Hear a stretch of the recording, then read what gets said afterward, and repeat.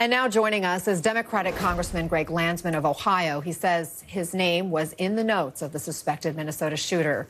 Congressman, thanks for taking the time. What a traumatic past few days I'm sure this has been. What were your initial thoughts when you heard your name was in the notes of this suspect? Well, I mean, first, obviously, the loss of life is what's tragic and heartbreaking here, and what this individual did to this community and to Minnesota, the country, is unforgivable. We were worried. We've been worried for a long time, so many of us, because of the threats, the increased rhetoric, political violence in general. It's been an unsettling time. And then on Sunday morning, we were notified by law enforcement that in the car was a hit list, and there was this, there was a list of names that included mine. Now, I don't know that there was ever a time when I thought he would, actually show up, and thank God he never left Minnesota and they got him.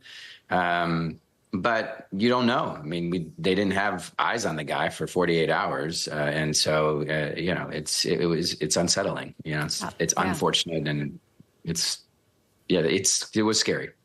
I'm sure. And you mentioned there's been an uptick in political violence. In fact, you wrote about attending a rally following the horrific shooting of the two young people outside the Capitol Jewish Museum in D.C. And you said that you had decided not to have police protection at this rally. And you write, quote, "Standing in the crowd, talking to constituents, I had the most vivid image. All of a sudden, I saw myself on the ground, dead from a gunshot." That is quite a terrifying thought. Yeah, the image hasn't left me. I don't think it ever will. And now I have additional images, right? Sarah and Yaron and DC, and now this in Minnesota. You can only imagine what they felt and what they went through in those final moments. And for what? It's political violence. It's so unnecessary. It's so wrong.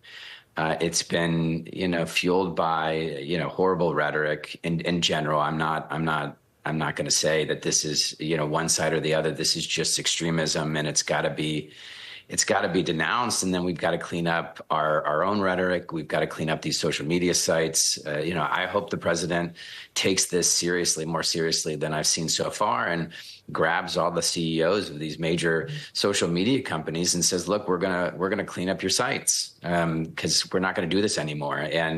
And the kind of leadership we need more than anything else is the kind that provides real clarity in moments like this, where people are lifted up and reminded that we're all in this together, that we can put this in our past and be done with this kind of stuff, but it requires us to do better. I still can't believe, though, that you say that image, that idea that you could become a victim of an attack as horrific as this, that image of you lying on the ground with a bloodshot wound is in your mind and kind of hovering there for an extended period of time now with these additional attacks that we've been reporting on. We do know that the Capitol Police have investigated over 9,000 threats against Congress members and their families in the past year. Senate Judiciary Chairman Dick Durbin says he feels safe most of the time. Do you feel safe? Have you made any adjustments to help keep you and your family safe? Have you even thought maybe I'm done with this job? No, I'm not going to be done with the job. This, you got to make sure every day counts in life in general, certainly in politics. And so you keep doing this and do it, is with as much energy and vigor as you possibly can, because it's a unique opportunity. The additional security, I think will materialize. I feel safe most of the time. I do recognize that this stuff is happening. There are threats to our office that are being investigated. I want to know why I was on this list.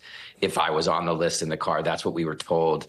What was he planning to do to those of us that there were several members of Congress on the list in the car, as I understand. Was he planning to drive around the area, Minnesota, Michigan, Ohio?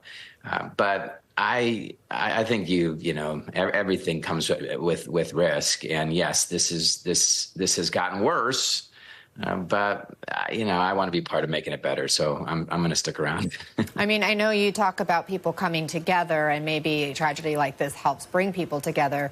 President Trump still hasn't called Governor Walz after this weekend's shootings. He was asked about that this morning. Here's what he said. Listen.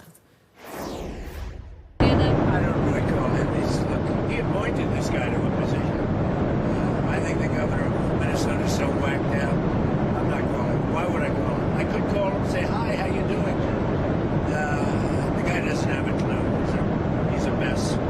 So, I could be nice and call him, but why waste time?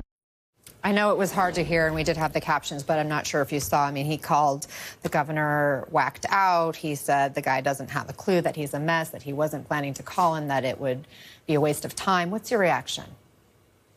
I want everyone in the United States to appreciate, especially young people, that presidents typically do the following in situations like this. They make sure that everyone has the right facts, all of the facts. They make sure that law enforcement and everyone working on it has all the resources they need. They coordinate with state and local law enforcement, making sure everyone's on the same page.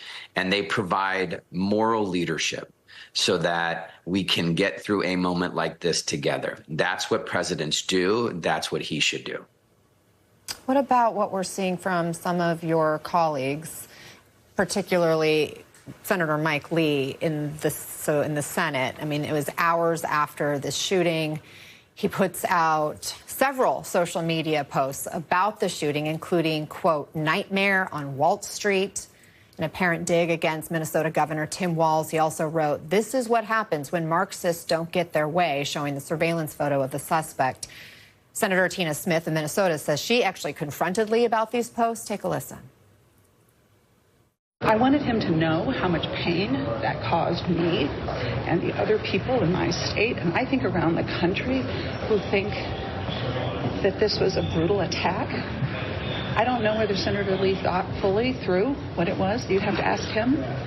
But I needed him to hear from me directly what impact I think his cruel statement had on me, his colleague. Congressman, this is where we're at. Yeah, I really appreciated her remarks. I mean, she went directly to Lee and said, look, this isn't right. This is pretty terrible. This is completely terrible. And I hope that Lee turns a corner here and says, look, I'm sorry. I want to be part of the solution, not part of the problem. What happened was horrific. That was the first time I saw that picture. I'm sitting in my house on Sunday, got cops out. They're walking around the perimeter of my house every 20, 30 minutes. I saw that picture for the first time when Mike Lee tweeted that out because, I was so outraged that he did. And now I've got this image of that man, that picture right there, walking around in my woods. Now, he never left Minnesota, but I didn't know that. I just knew my name was on his list. So I think, Mike Lee should think about being a good guy and doing the right thing and saying, this is not who we are. We're going to do better. I'm going to start. I'm going to start by saying, I'm really sorry. Let's stop this stuff. Congressman Greg Landsman, we really appreciate your time. Thank you so much for shining light on what you personally are experiencing during this moment and offering your thoughts on the path forward. We really appreciate it and wish you your safety as well.